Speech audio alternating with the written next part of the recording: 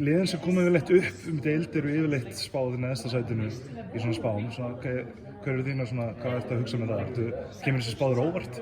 Nei, sjálfsög ekki. Þetta náttúrulega bara, það nýtt lið að koma upp og mannskapin eiginlega sá sami, lítið breyting, það frekar að tekið á okkur, frekar en að við bætum við. Við erum bara með útlending og þannig að þetta alveg eðlilegt. Þú eru náttúrulega að þjálfa oft í úrvalsdeild kvenna og ertu komin aftur inn eftir hversu mörg ár frá? Maður ekki. Manna nokkur. Hvernig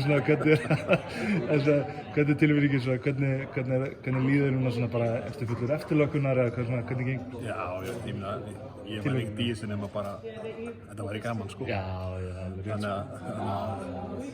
Þannig að það er alltaf gaman, þetta er bara alltaf gaman að vera í þessu og bara allt í kringum þetta er æðislegt. Körfuboltinn er bara að vera með mér í öll þessi ár og einhvern veginn svo erfitt að slíta þessu frá þessu.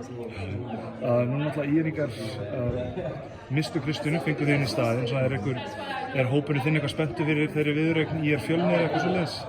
Er spenntur fyrir einhverju viðureign? Ég hef ekki verið varfið það, ég hef allavega ekkert verið talað um það. Nei, þetta er bara svona bara þessi bransi sko.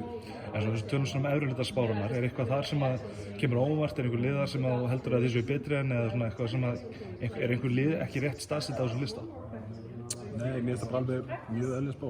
Bara svona svipað eins og ég kannski sá þetta fyrir mig.